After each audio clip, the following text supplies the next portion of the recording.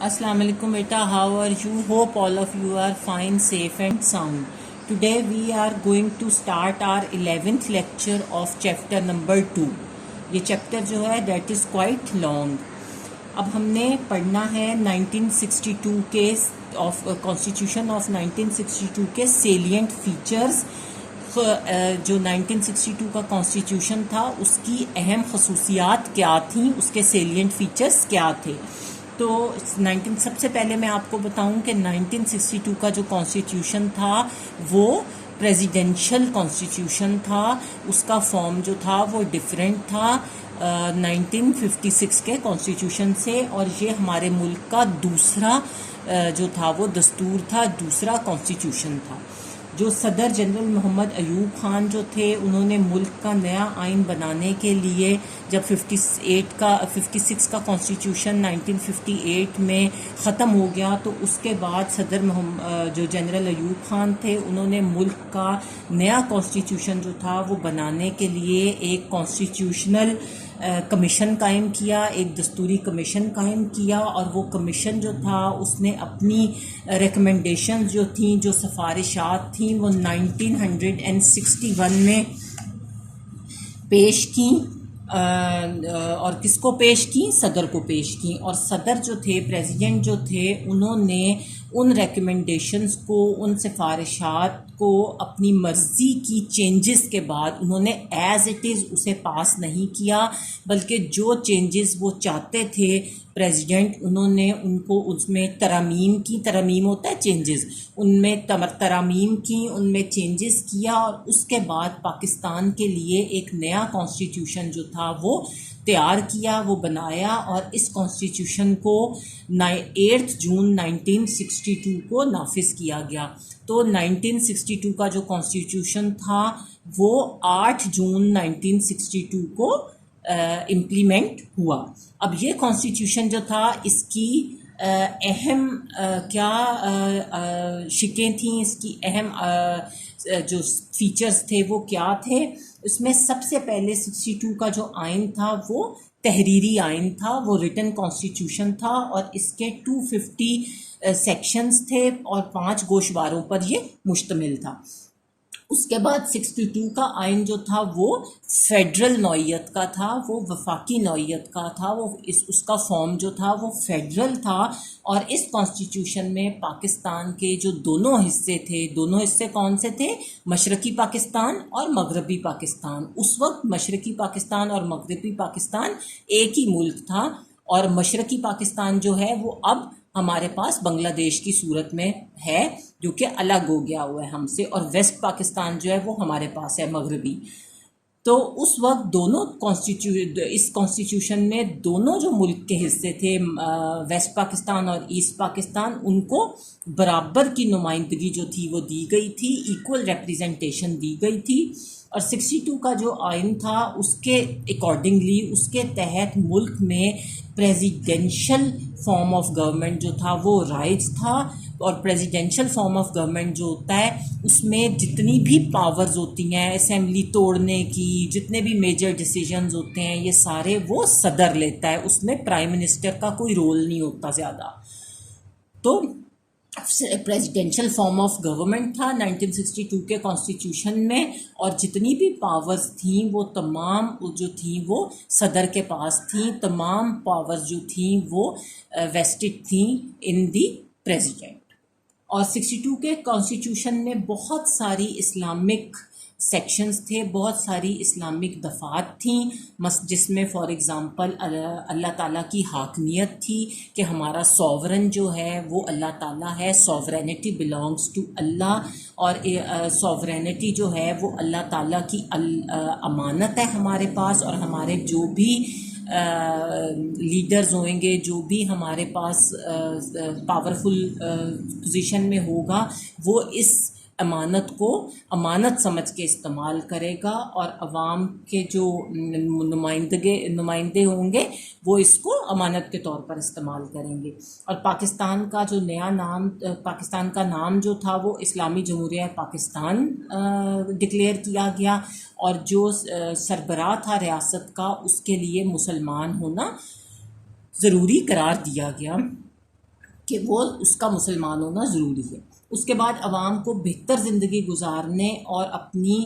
Capabilities کا جو اظہار ہے اس کے لیے کئی حقوق دیے گئے، مینس کہ عوام جو تھی، لوگ جو تھے، سٹیزنز جو تھے، انہیں بہت سارے رائٹس دیے گئے کہ وہ بہتر زندگی گزارنے کے لیے اپنی ایبلٹیز جو ہیں، اپنی کیپیبلٹیز جو ہیں،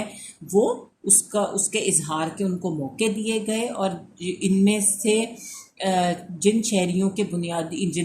کے بنیادی حقوق کہتے ہیں، اور یہ وہ آزادیاں ہوتی ہیں، یہ وہ جو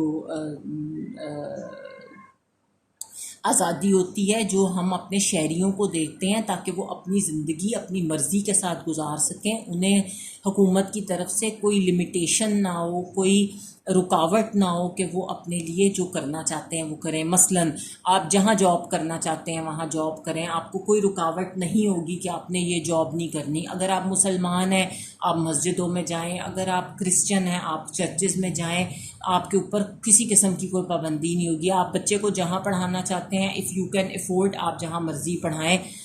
تو کوئی بھی لمیٹیشن جو ہے وہ شہریوں کے اوپر نہیں لگائی جاتی، اور ان کو شہریوں کے بنیادی حقوق کہتے ہیں، basic fundamental rights of citizens. اس کے بعد جو 62 کا آئین تھا، اس میں اردو اور بنگالی جو تھی وہ دونوں کو پاکستان کی نیشنل لینگویجز قرار دیا گیا، اردو اور بنگالی دونوں کو نیشنل لینگویجز قرار دیا گیا۔ اس کے بعد ہم یہ دیکھیں گے کہ 1962 کا جو آئین تھا وہ ناکام کیوں ہوا، کیوں اس نے فیلئر فیس کیا، کیوں وہ زیادہ دیر نہیں چل سکا۔ تو جب صدر جنرل ایوب خان جو تھے انہوں نے 10 سال حکومت کی تقریباً، اور ان کا جو دور حکومت تھا اس میں کئی ریفارمز جو تھیں وہ انہوں نے کیں، اور ملک جو تھا اس نے انڈسٹریل فیلڈ میں کافی پروگریس کی، کافی ترقی کی، اور جنرل ایوب خان جو تھے ان کی جو ڈکٹیٹرشپ تھی، ان کی جو ڈکٹوریل گورنمنٹ تھی، اس کے خلاف جو تھا وہاں کے ہمارے عوام جو تھے انہوں نے اب اس کو ریجیکٹ کرنا شروع کر دیا، اور انہوں نے زبردست ایک موومنٹ چلائی، تحریک چلائی، اور حالات جو تھے وہ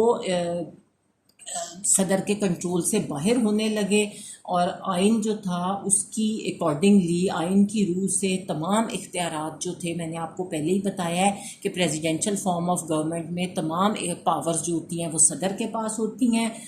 تو جو آئین تھا اس کے اکارڈنگلی تمام جو پاورز تھیں وہ صدر کے پاس تھیں، اور ان حالات کو دیکھتے ہوئے ایک بار پھر ملک میں مارشل لا جو تھا وہ لگا دیا گیا، اور 25 مارچ 1969 کو جنرل آغا محمد یحییٰ خان جو تھے انہوں نے حکومت سنبھالی، اور سب سے پہلے انہوں نے کیا کام کیا، انہوں نے 1962 کا جو آئین تھا اس کو ختم کر دیا۔ اس کے بعد صدارتی انتخاب جو تھے وہ 1965 میں ہوئے، پریزیڈینشل جو الیکشنز تھے، اور 1962 کا جو آئین تھا اس کے اکارڈنگلی جنوری 65 میں صدارتی انتخابات جو تھا وہ ہوا، اور جس میں امیدواروں کی تعداد جو تھی وہ 4 تھی، 4 کنٹیسٹنٹ جو تھے، 4 لوگ جو تھے وہ امیدوار کھڑے ہوئے اس الیکشن کے لیے، لیکن جو اصل مقابلہ تھا وہ جنرل محمد ایوب خان اور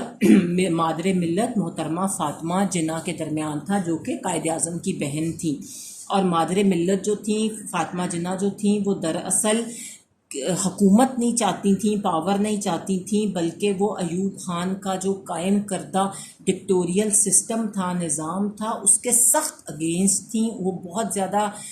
کانٹراڈکٹ کرتی تھیں، وہ بہت زیادہ اپوز کرتی تھیں جنرل ایوب خان کے ڈکٹوریل سسٹم کو، اور وہ فاطمہ جناح کو کوئی لالچ نہیں تھا کہ میں پریزیڈنٹ بنوں، میں پرائم منسٹر بنوں، انہیں لالچ کوئی نہیں تھا اقتدار کا، پاور کا، لیکن وہ ملک کو ڈکٹیٹرشپ سے بچانا چاہتی تھیں، ملک کو آمریت سے بچانا چاہتی تھیں، اور اسی لیے انہوں نے پارلیمانی جمہوری اداروں کو بحال کرنا چاہتی تھیں۔ وہ چاہتی تھیں کہ ملک میں پارلیمنٹری فارم آف گورنمنٹ ہو، مثلاً یعنی کہ پرائم منسٹر جو ہے اس کی صلاح مشورے کے ساتھ وہ اپنی پارلیمنٹ کے ساتھ کو لے کر چلے، اور پارلیمنٹ جو ہے وہ پرائم منسٹر کی مرضی کے ساتھ اپنا کام جو ہے وہ ملک کو چلائیں، اور پریزیڈینشل فارم آف گورنمنٹ سے ہمیں نجات مل جائے۔ اور آپ نے اس ہی کوشش کے نتیجے میں آپ نے اپنی صحت اور کمزوری کے باوجود جو تھا وہ اس الیکشن میں حصہ لیا۔ قائد اعظم رحمۃ اللہ کے بعد جو تھا وہ جو مادر ملت تھیں، وہی ایک ایسی شخصیت تھیں جو لوگوں کو بہت زیادہ پسند تھیں، لوگوں میں بہت زیادہ مقبول تھیں، اور آپ جب میدان میں نکلیں الیکشنز کے لیے تو آپ کو لوگوں نے بہت زیادہ ویلکم کیا، بہت زیادہ آپ کا استقبال کیا، اور ڈھاکہ سے کراچی تک لوگ جو تھے وہ بہت زیادہ ان کا استقبال کیا، پرجوش تھے۔ اور 1958 میں عوام میں جس جوش و جذبے سے مارشاء اللہ کو ویلکم کیا گیا تھا، اور جو امیدیں اس سے وابستہ تھیں وہ لوگوں کی ٹھنڈی پڑ گئیں، لوگوں کی ختم ہو گئی تھیں، اور اس جوش و جذبے کا یہ عالم تھا کہ جو مادر ملت تھیں وہ جب سٹیج تک پہنچیں تو پہلے ہی جو جلسہ گاہ تھی اس میں لوگوں کی کثیر تعداد، بہت زیادہ تعداد جو تھی وہ موجود تھی، اور ان کا بہت پرجوش طریقے سے ویلکم ان کو کہا گیا۔ اور لیکن 65 میں جو بی ڈی ممبران تھے، بیسک ڈیموکریٹک جو ممبرز تھے، ان کی تعداد جو تھی ہم نے پیچھے بھی پڑھا ہے وہ 80,000 تھی، اور اس کو بڑھا کر اس کو زیادہ کر 1,24,000 کر دیا گیا، کیونکہ وہ صدر کو فیور کرتے تھے اس لیے انہوں نے اس کی تعداد کو بڑھا دیا۔ اور صدر ایوب خان جو تھے انہوں نے حکومت چلانے کے لیے 1960 میں جو بیسک ڈیموکریٹک سسٹم تھا اس کے تحت جو 80,000 بیسک ڈیموکریٹس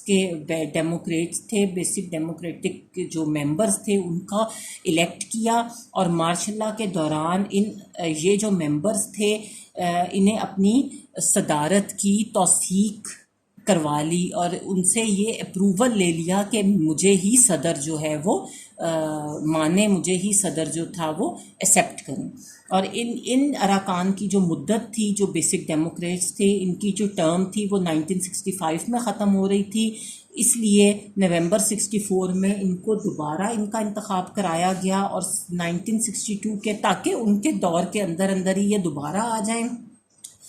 اور 1962 کا جو آئین تھا اس کے مطابق ارکان کو پریزیڈنٹ، پروونشل اور سینٹرل اسمبلیز کے انتخاب کے لیے انتخابی جو ادارہ تھا اس کی حیثیت حاصل تھی، ان کی سے تھی اس میں، اور بنیادی جمہوریت کے جو ارکان تھے انہوں نے ایوب خان کو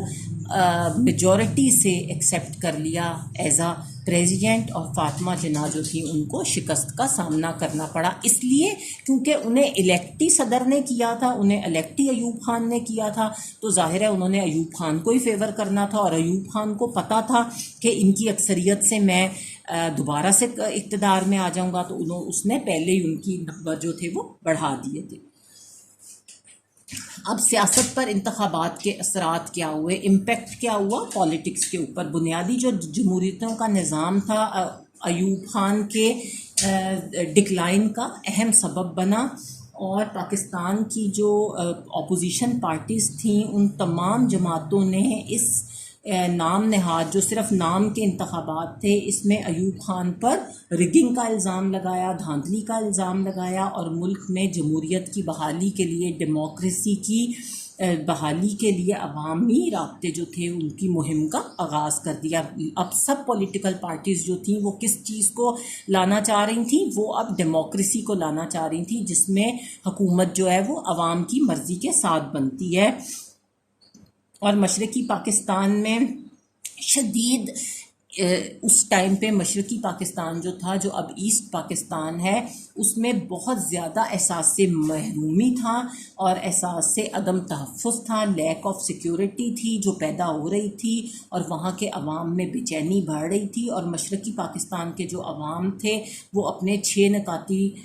جو مطالبے تھے اس میں ایک نئے آئین کا مطالبہ بھی کر رہے تھے. وہ کہہ رہے تھے کہ آئین جو ہے وہ نیا ہونا چاہیے، بہتر آئین ہونا چاہیے. یہ آئین انہیں پسند نہیں تھا، اور جماعتی اور علاقائی جو ایلیمنٹس تھے ان کی ایک مشترکہ عوامی تحریک جو تھی وہ شروع ہو گئی. مینس کہ جو پارٹیز تھیں اور جو ریجنل ایلیمنٹس تھے انہوں نے مل کر ایک عوامی موومنٹ جو تھی، تحریک جو تھی وہ چلائی اس حکومت کے خلاف. اور جنرل ایوب خان کے خلاف جو عوام تھے وہ بھی کھڑے ہو گئے، انہوں نے بھی اس کا بائیکاٹ کیا اور اس کی حکومت کو ہلا کے رکھ دیا. اب اس کی حکومت جو تھی وہ بہت زیادہ کمزور ہو گئی. اس کے بعد پاک بھارت جنگ جو تھی وہ 65 میں شروع ہو گئی، اور بھارت نے قیام پاکستان کے بعد ہی، جب پاکستان بنا تھا تب سے ہی پاکستان کو کمزور کرنے کے لیے ہر قسم کی چال جو تھی وہ چلی تھی. کبھی بارڈر کے اوپر جھگڑے کھڑے کر دیے، کبھی پانی کا مسئلہ کھڑا کر دیا، کبھی ایسٹس کی ڈویژن کا مسئلہ کھڑا کر دیا، کبھی کشمیر کے مسئلے پر پاکستان کے ساتھ حالات خراب کر لیے. وہ کبھی بھی پاکستان کو پھلتا بڑھتا نہیں دیکھنا چاہتا تھا، اور ان سب واقعات کی وجہ سے سپٹمبر 65 میں پاک بھارت جنگ جو تھی وہ چھڑ گئی. اس کے بعد رن آف کچھ میں پاک بھارت جو سرحدی تنازعات تھے، جو بارڈر کے ڈسپیوٹس تھے، وہ 65 کے جو اسپرنگ سیزن تھا اس کے بعد شروع ہو چکے تھے. اور کبھی کبھی دونوں طرف سے ایک دوسرے پر فائرنگ بھی ہوتی تھی انڈیا اور پاکستان کے درمیان. اور اسی طرح جو کشمیر تھا اس کے بھی حالات دن بدن خراب ہو رہے تھے. اور بھارت کے جو وزیر اعظم تھے لال بہادر شاستری، انہوں نے کہا، سیدھا کہہ دیا کہ اب جب تک کشمیر کا مسئلہ حل نہیں ہوتا پاکستان اور بھارت کے تعلقات کبھی ٹھیک نہیں ہوں گے. اور 1965 میں جو اسٹیٹ آف جموں اور کشمیر تھی اس میں بھارت نے صدارتی راج نافذ کر دیا. ادھر پریزیڈینشل فارم آف گورنمنٹ جو تھا وہ امپلیمنٹ کر دیا، اور جس کا سیدھا مطلب یہ تھا کہ جو مقبوضہ اور کشمیر ہے وہ مکمل طور پر بھارت کا حصہ بن چکی ہیں. لیکن کشمیر کے جو عوام تھے انہوں نے اس بھارتی تسلط کے خلاف مظاہرے کیے، انہوں نے اسے ایکسیپٹ نہیں کیا، اور ان تمام واقعات نے دونوں ممالک کے درمیان ٹینشن اور زیادہ بڑھا دی. اس کے بعد ہیں جنگ کے اہم واقعات. یہ انشاءاللہ ہم نیکسٹ لیکچر میں کریں گے.